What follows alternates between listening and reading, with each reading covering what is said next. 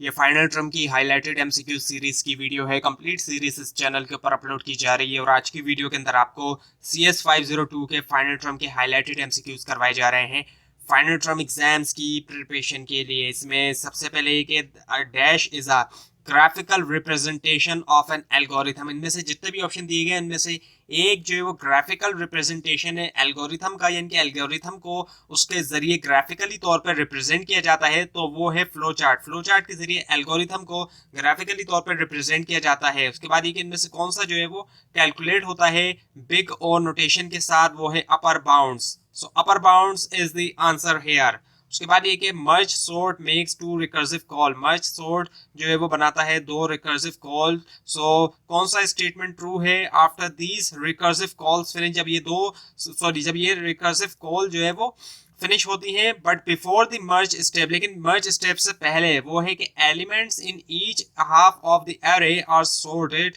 Amongst themselves. So second one is the answer here. उसके बाद ये कि किसने इन्वेंट किया क्विक सॉर्ट प्रोसीजर? वो किया हॉर्न ने, HOARE। और उसके बाद ये कि what is the solution? Solution क्या है? To the recurrence t by n is equals to t by n divided by 2 plus n and t by 1 is equals to 1. so इसका जवाब है ON।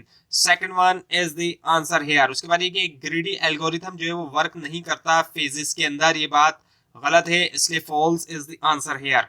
उसके बाद ये can an adjacency matrix for a directed graph even not be squared in shape, यानी कि क्या एक एडजेसेंसी मैट्रिक्स जो है डायरेक्टेड ग्राफ के लिए कभी भी जो है वो ना हो स्क्वायर, जो है स्क्वायर जो है शेप के अंदर, यानी कि उसका शेप जो है वो स्क्वायर में ना हो। सो ये बात जो है वो गलत है, नो इज द आंसर। उसके बाद ये कि one of the clever aspect, जो क्लेवर एस्पेक्ट है हीप्स का, वही क्या है कि इनको स्टोर किया जा सकता है एरेज में बगैर यूज किए हुए क्या? Pointers. So pointers is the answer here. उसके बाद ये मर्ज सॉर्ट रिक्वायर करता है एक्स्ट्रा एरे स्टोरेज, ये बात ट्रू है। और उसके बाद ये कि नॉन ऑप्टिमल या ग्रेडी एल्गोरिथम जो है मनी चेंज के लिए लेता है क्या? Okay. So first one is the answer. उसके बाद ये कि using ASCII standard string ABACD AACAC will be encoded, इसको एनकोड किया जाएगा कितने बिट्स के साथ? 80 बिट्स के साथ। 80 इज द आंसर।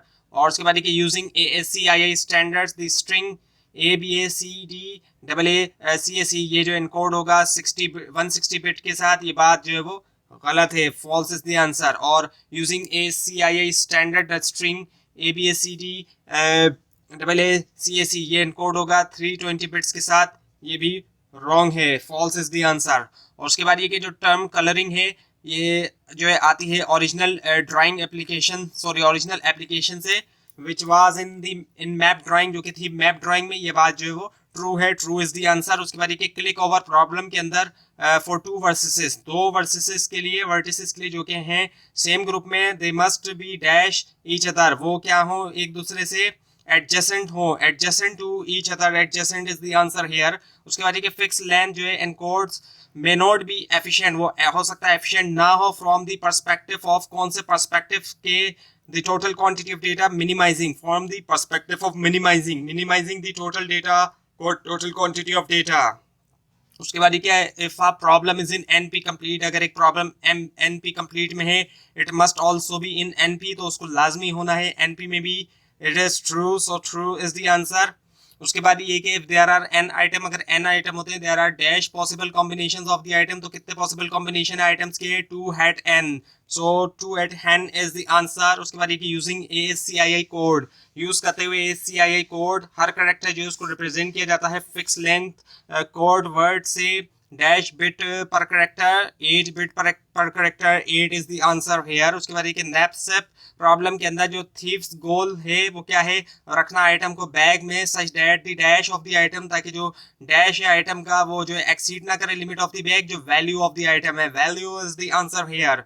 उसके बाद ये डैश नैपसेप प्रॉब्लम लिमिटेशन जो है वो है कि एक आइटम जो है या तो उसको रखा जा सकता है बैग के अंदर, या फिर नॉन फ्रैक्शनल आइटम जो है वो अलाउड नहीं है। So answer is the 0/1 is the answer. उसके बाद ये जो टाइम कॉम्प्लेक्सिटी है डीबी बेस्ड एल्गोरिथम की कंप्यूट करने के लिए minimum cost, chain matrix multiplication की वो है n3 इज द आंसर। उसके बाद ये डीबी बेस्ड सोल्यूशन जो है नैपसेप प्रॉब्लम का कंप्यूट करने के लिए एंट्रीज जो है वी की हम जो है इम्प्लाई करेंगे कौन सी अप्रोच, इंडक्टिव अप्रोच को हम अप्लाई करेंगे। उसके बाद ये ग्रीडी एल्गोरिथम जो है वो कभी कभी वर्क करता है बेहतर ऑप्टिमाइजेशन प्रॉब्लम्स के लिए। This is true is the answer here. उसके बाद ये हफमैन को एनकोडिंग के अंदर फ्रीक्वेंसी जो है हर करेक्टर की उसको डिटरमाइन किया जा सकता है पार्सिंग करते हुए मैसेज एंड डैश और dash how many each character appears, so इसके अलावा message and counting is the answer here. उसके बाद ग्रीडी एल्गोरिथम जो है वो कर सकता है कैन डू वेरी पुअरली जो है बहुत पुअरली हो कुछ प्रॉब्लम्स के लिए, सो ये बात ट्रू है। और उसके बाद ये कि हफमैन कोड प्रोवाइड करता है एक मेथड जो है डैश डेटा एफिशिएंटली प्रोवाइड करता है मेथड जो एनकोडिंग डेटा एफिशिएंटली का, encoding is the answer here. उसके बाद ये कि इन डैश इनमें से किसके अंदर dash based solution of knapsack problem हम कंसीडर करते हैं दो केसेस, लीफ ऑब्जेक्ट या फिर टेक ऑब्जेक्ट। सो ये है dynamic programming is the answer here. उसके बाद ये कि दोस्त प्रॉब्लम इन विच वो प्रॉब्लम जिसके अंदर ग्रीडी जो फाइंड करता है good but not always best, good तो होता है लेकिन हमेशा बेस्ट नहीं होता, वो खिलाया जाता है greedy heuristic is the answer here. उसके बाद in brute force based solution जो नैपसैप प्रॉब्लम का हम कंसीडर करते हैं दो केसेस, लीफ ऑब्जेक्ट या take object, so false is the answer here. उसके बाद कौन सी प्रॉब्लम के अंदर हम चाहते हैं फाइंड करना best solution, optimization is the answer here. उसके बाद ऑल्दो ये रिक्वायर करता है ज़्यादा complicated data structure, Prim's algorithm जो है for a minimum spanning tree के लिए वो बेटर है क्रस्कल से, जहाँ पर ग्राफ का जो है वो लार्ज नंबर ऑफ वर्टिसेस है, so answer is true is the answer here. उसके बाद ये कि मैक्सिमम नंबर जो है डिवाइस के एक डायरेक्टेड ग्राफ में मे बी V2, सो ये बात जो है वो फॉल्स है, सीधे फॉल्स इज द आंसर। उसके बाद ये कि जो हफमैन एल्गोरिथम है फाइंड करता है एक एक्सपोनेंशियल सॉल्यूशन, ये बात जो है वो गलत है, false is the answer here. और उसके बाद ये हफमैन एल्गोरिथम फाइंड करता है एक polynomial solution, so this is also false is the answer.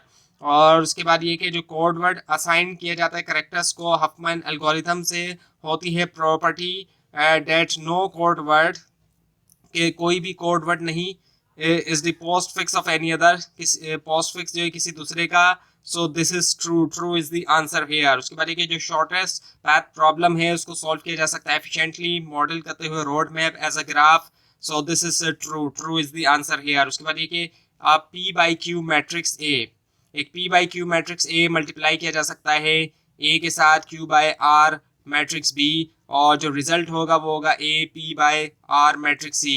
So there are P dot R total entries in C and each take, और हर कोई जो लेता है डैश के कंप्यूट करें, so answer is OQ first one is the answer. तो ये थी आज की वीडियो। आपको इस बार में कोई क्वेश्चन है खासतौर पर इसमें कोई मिस्टेक दिखाई दे जरूर हाईलाइट कीजिए, और इस पूरी सीरीज को देखने के लिए फाइनल टर्म एग्जाम्स की प्रिपरेशन के लिए इस चैनल को सब्सक्राइब कीजिए, बेल आइकन के ऊपर क्लिक कीजिए। Thanks for watching this video and best of luck for your exams.